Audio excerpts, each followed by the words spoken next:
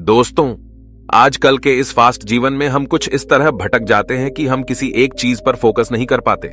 Social media notification से हम आसानी से भटक जाते हैं। हम किसी भी काम को बड़े ही उत्साह के साथ शुरू तो कर देते हैं, लेकिन किसी नई और चमकदार चीज के आकर्षण में उस काम को तुरंत छोड़ देते हैं। गौतम बुद्ध की इस कहानी के जरिए आइए जानते हैं कि हम इस समस्या का हल कैसे निकालें।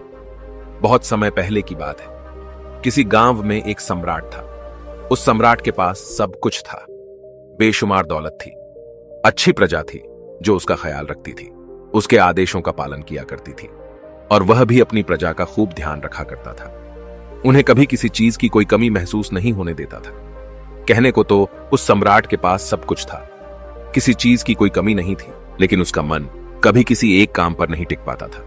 वह जब भी किसी भी चीज को करने का प्रयास करता तो उसका ध्यान कहीं भटक जाता। इस चीज को लेकर वो बहुत चिंतित रहता था। कई बार वो अपने पड़ोसी राज्य के राजाओं से भी मिला था और सभी ने उसे अलग अलग राय दी थी। सभी ने उसे अलग अलग तरीके बताए थे। जो भी तरीके उस सम्राट ने सुने थे, उन तरीकों को अपने जीवन में उतारा, लेकिन उन उपायों से उसे कोई लाभ न मिला, जिस कारण वो हमेशा चिंतित रहता, परेशान रहता। कई बार तो रातों को उसे नींद भी नहीं आती और वह केवल करवटें बदलता रहता।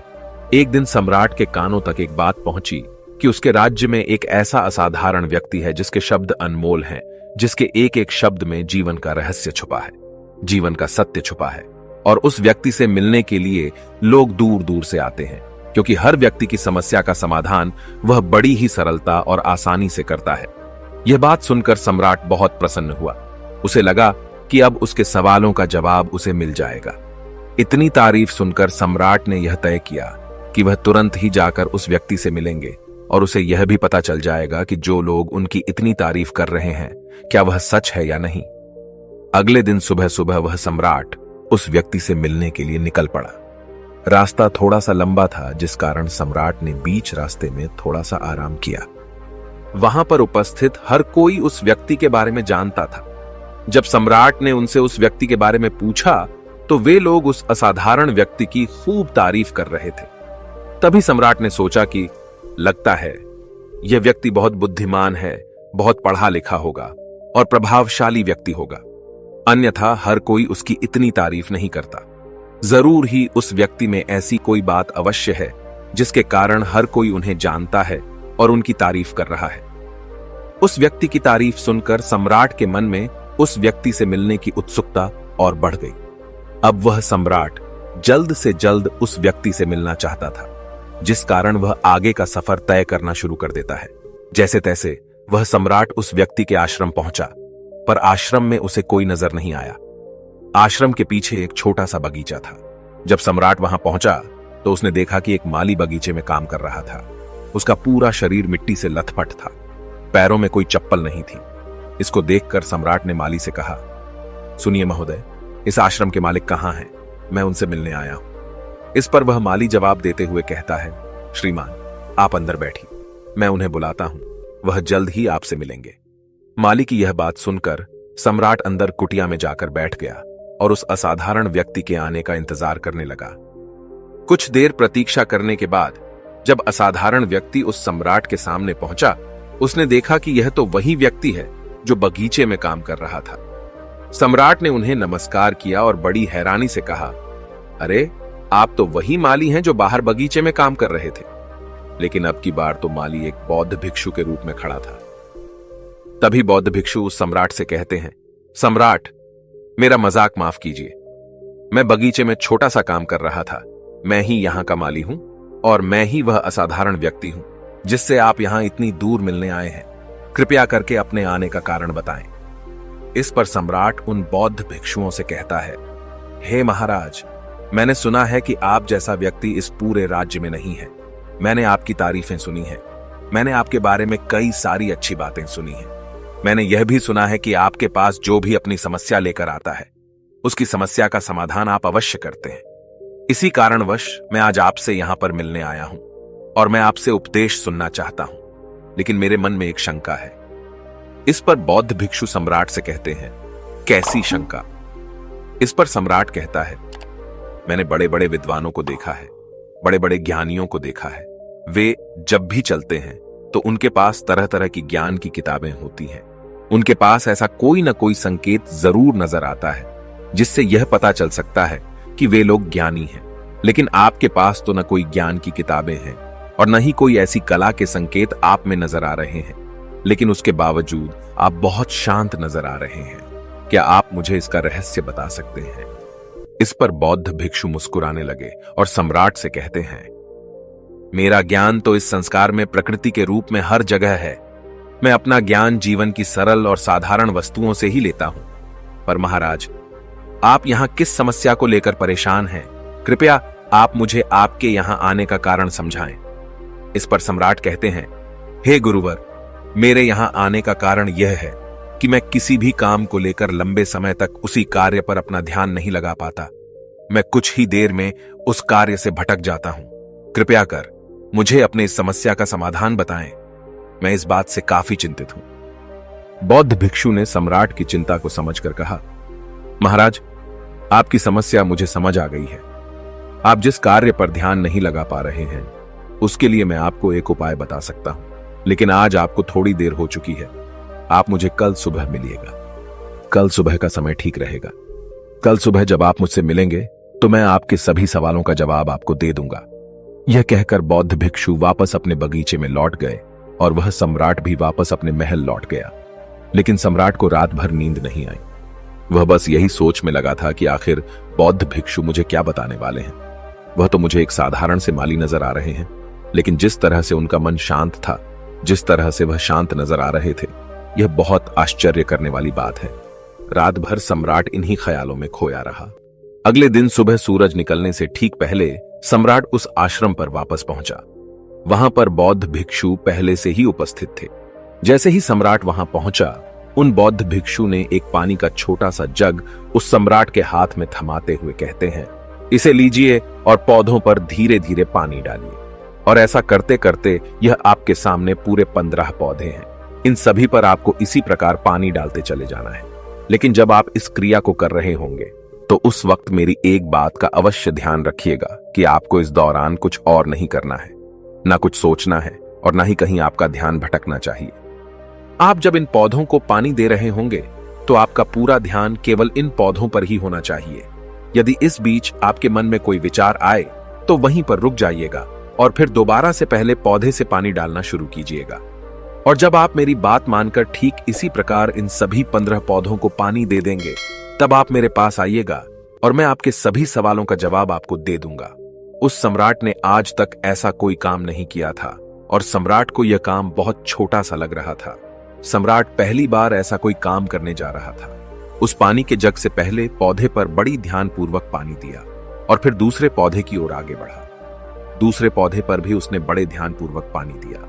फिर उसने तीसरे पौधे पर पानी देना शुरू किया ही था कि उसके मन में तरह तरह के विचार उत्पन्न हुए। उसे अपने महल का बगीचा याद आने लगा, जहां पर तरह तरह के फूल थे, तरह तरह के पौधे लगे हुए थे। तभी अचानक उस सम्राट को उन बौद्ध भिक्षुओं की बात याद आ गई। यदि मन में कोई भी विचार उत्पन्न हो तो उसे फिर से पहले पौधे से पानी देना शुरू करना होगा। तुरंत ही पहले पौधे के पास वापस पहुंचा और उसने फिर से पहले पौधे को पानी दिया। दूसरे पौधे को उसने फिर से ध्यानपूर्वक पानी दिया। जैसे ही वह तीसरे पौधे पर पहुंचा, उसके मन में फिर से कई तरह के विचार उत्पन्न होने लगे। अब की बार यह सोच रहा था, पता नहीं मेरे बिना मेरे साम्राज्य में क्या हो रहा होगा।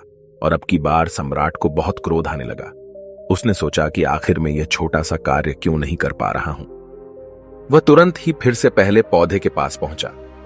उसने अब की बार बड़ी ध्यानपूर्वक पहले पौधे को पानी दिया, दूसरे पौधे को भी बड़े ध्यानपूर्वक पानी दिया। ऐसे करते करते अब की बार सम्राट करीबन 5 पौधों में बहुत ही ध्यानपूर्वक पानी दे चुका था।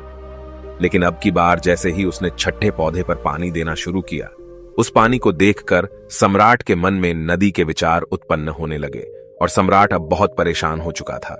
जितनी बार वह पौधों को पानी देने का प्रयास करता, हर बार वह असफल हो जाता। उसका मन उतना ही ज्यादा व्याकुल होता जाता और वह खुद पर क्रोधित हो जाता। सम्राट यह बात बहुत अच्छी तरह से जानता था कि वह भिक्षु उसकी परीक्षा ले रहे हैं। वह बहुत बुद्धिमान था, इस कारण उसने उन बौद्ध भिक्षुओं के सभी नियमों का पालन करना जरूरी समझा। सम्राट जितनी बार भी कोशिश करता, हर बार वह असफल हो जाता। उसका मन उतना ही ज्यादा व्याकुल होता जाता, हमेशा खुद को किसी न किसी विचार में उलझा हुआ पाता। ऐसे ही करते करते सुबह से शाम का वक्त हो चुका था, लेकिन अब तक वह सम्राट पूरे 15 पौधों में पानी नहीं दे पाया था। जब बौद्ध भिक्षु लौटकर शाम को वापस आश्रम लौटे तो उन्होंने देखा कि वह सम्राट थक हार कर बैठा हुआ है और तरह तरह की बातों में उलझा हुआ है। तभी बौद्ध भिक्षु सम्राट के पास पहुंचे और कहने लगे, हे सम्राट, मैं तुम्हारी ईमानदारी से बहुत खुश हूं। तुमने अपने कार्य को पूरे मन और लगन के साथ करने का पूरा प्रयास किया, इसलिए जो बात मैं तुम्हें बताने जा रहा हूं उसे बड़ी ही ध्यानपूर्वक सुनना और समझने का प्रयास करना। जब हमारा मन विचारों से खाली हो जाता है तब उसमें मन का असली स्वरूप नजर आता है। तब साधारण से साधारण सा काम भी हमें ज्ञान और शांति देता है। इस पर सम्राट उन बौद्ध भिक्षुओं से कहता है, हे महाराज, पर यह कैसे संभव है? मैं तो जब भी कोई कार्य करता हूं तो मन में कई तरह के विचार उत्पन्न होते हैं और मैं उन विचारों में फंस कर रह जाता हूं और वहां से बाहर निकलने का कोई रास्ता मुझे नजर नहीं आता। तभी बौद्ध भिक्षु मुस्कुराने लगे और सम्राट से कहते हैं, हे सम्राट, तुम पौधों में पानी नहीं डाल रहे थे, तुम तो जल्दी जल्दी अपने इस कार्य को बस खत्म करना चाहते थे। तुम्हारे मन में तो यह विचार उत्पन्न हो रहा था कि तुम जल्दी से जल्दी इन 15 पौधों में पानी दे दो और उसके बाद तुम मुझसे मिल सको, मुझसे अपने प्रश्नों का उत्तर जान सको। किसी कारणवश यह कार्य तुम्हें बोझ सा प्रतीत हो रहा था, मानो मैंने तुम्हारे कंधों पर एक बड़ा बोझ रख दिया हो, और यही कारण है कि तुम अपने आप को इस पल में रोक नहीं पाए। जब हमारे सामने पड़ा हुआ कार्य बोझ लगता है तो हम उसे बस जैसे तैसे खत्म करना चाहते हैं और उस काम को करते समय हम अपना पूरा ध्यान उस कार्य पर नहीं दे पाते।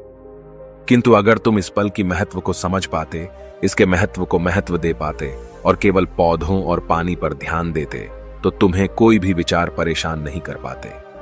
इस पर सम्राट कहता है, हे महाराज, मुझे आपकी यह बात समझ में आ रही है कि मैं जल्दी जल्दी इस कार्य को खत्म करके आपसे मिलना चाहता था, जिस कारण मेरा मन इस कार्य में पूरी तरह से नहीं लग सका। लेकिन यह एक पल है जो हम जी रहे हैं, उस पल में रहना बहुत कठिन है। क्या मुझे इसके लिए कोई तपस्या या तप करना पड़ेगा?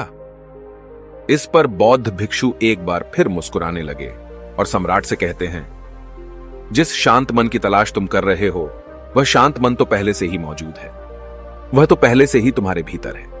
इसके लिए तुम्हें कहीं भी जाने की कोई आवश्यकता नहीं है और न ही तुम्हें कहीं शांत जगह जाने की आवश्यकता है। इसके लिए कुछ जरूरी है तो वह है अपनी सांसों पर ध्यान देना। इसलिए अपनी सांसों पर ध्यान देना सीखो। हम किस तरह से सांसें ले रहे हैं और किस तरह से छोड़ रहे हैं, इस बात को देखने और समझने का प्रयास करो। तब तुम्हें यह समझ में आ जाएगा कि तुम्हारा शांत मन तो तुम्हारी सांसों के साथ ही बना हुआ है। उसके बाद तुम चाहो तो कोई भी कार्य करते वक्त भी अपनी सांसों पर ध्यान दे सकते हो। जब तुम कहीं चल रहे हो, कहीं दौड़ रहे हो, कोई ऐसा कार्य कर रहे हो तो तुम्हें अपनी सांसों पर ध्यान देना चाहिए, या कोई भी ऐसी क्रिया जो तुम्हें वर्तमान से जोड़े रखे। इसका एक और तरीका है, 2-4 मिनट अपने आसपास के प्रकृति पर गौर करो। देखो कि क्या चल रहा है तुम्हारे आसपास। इससे तुम वर्तमान में आ जाओगे। फिर तुम अपने कार्य को जल्दी जल्दी बस यूं ही खत्म नहीं करके उसे पूरे मन से करने का प्रयास करो, जिससे तुम्हारा मन एकाग्र होगा। और जब तुम्हारा मन एकाग्र होगा तो तुम चाहे कोई भी कार्य क्यों ना करो, फिर चाहे वह छोटा हो या बड़ा, तुम्हारा मन उसमें पूरी तरह से विलीन हो जाएगा और वह कार्य ही तुम्हें शांति और ज्ञान भी प्रदान करेगा। ऐसे समय पर हमारे मन में किसी प्रकार के कोई विचार उत्पन्न नहीं हो पाते, और जब हम ऐसा करते हैं तो कर्ता और कर्म एक हो जाते हैं और हमारे भीतर की जो शांति है वह प्रकट होने लगती है। हम उसमें मग्न हो जाते हैं। इसे तुम चाहे तो आनंद कह सकते हो या फिर वर्तमान में जीना कह सकते हो, और यह अवस्था बड़ी सरलता से प्राप्त भी कर सकते हो। बस तुम्हें केवल अभ्यास करना होगा। बौद्ध भिक्षु सम्राट से कहते हैं, जो मन मुश्किलों में शांत रहता है, मुश्किलों से भागता नहीं है, केवल सचेत रहता है, वह मन हर परेशानी को पार कर सकता है, हर दुविधा से बाहर निकल सकता है। सम्राट को उन बौद्ध भिक्षुओं की यह सारी बातें समझ में आ चुकी थी। उसने उन बौद्ध भिक्षुओं को प्रणाम किया और वहां से वापस वह अपने राजमहल लौट आया। उसने अपनी सांसों पर ध्यान देना शुरू किया और धीरे धीरे इस निरंतर अभ्यास के कारण वह अपने हर कार्य को ध्यान और मन लगाकर किया करता था, जिससे उसे असीम शांति मिलती थी और वह छोटे छोटे कार्यों से भी बड़ा से बड़ा ज्ञान प्राप्त कर लेता था। इसलिए दोस्तों, कभी किसी कार्य को बोझ मानकर मत कीजिए। क्योंकि यदि आप उसे बोझ मानेंगे तो जल्दी जल्दी उसे आप अपने ऊपर से उतारने का प्रयास करेंगे, अर्थात उसे जल्दी जल्दी खत्म करने का प्रयास करेंगे। लेकिन इस प्रयास के दौरान आप जो भी कार्य करेंगे वह पूरे मन और लगन से नहीं हो पाएगा, और ऐसे में आप उस कार्य को जो अंजाम देना चाहते हैं, हो सकता है कि आप उसे अंजाम भी न दे सकें, और इसी कारणवश आपके मन में तनाव भी पैदा हो जाता है। हम चिंतित रहने लगते हैं, परेशान रहने लगते हैं, क्योंकि जो अंजाम हम उस कार्य को देना चाहते थे, अंजाम हम उस कार्य को न दे सकें। और हम में से अधिकांश लोग यही गलतियां करते हैं।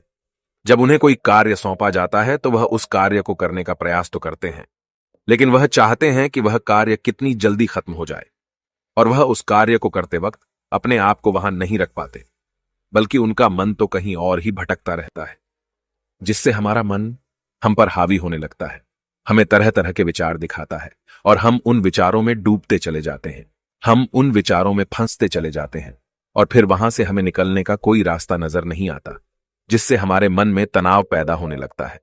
हम बहुत परेशान रहने लगते हैं, हम चाहकर भी किसी कार्य को नहीं कर पाते, और जो कार्य हमें वर्तमान की ओर ले जा सकता था, उस दरवाजे को हम खुद ही बंद कर देते हैं, क्योंकि वह कार्य हमें बोझ लगने लगता है।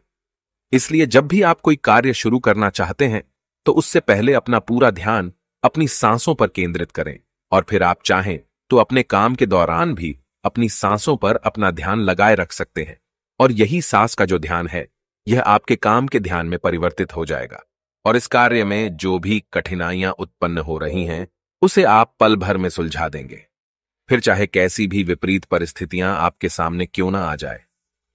आप उस कार्य को पूरे मन और लगन के साथ पूरा करके ही रहेंगे। दोस्तों, उम्मीद है कि आपने आज के इस वीडियो से जरूर कुछ न कुछ सीखा होगा, तो इस वीडियो को अपने दोस्तों के साथ शेयर करना ना भूलें। और अगर आप ऐसी ही गौतम बुद्ध की कहानियों को लिखित रूप में पसंद करते हैं, हमें ऐसे ही सपोर्ट करने के लिए चैनल को सब्सक्राइब भी जरूर करिए। तो चलिए मिलते ऐसे और वीडियो में, तब तक के लिए अपना ख्याल रखें। धन्यवाद। नमो बुद्धाय।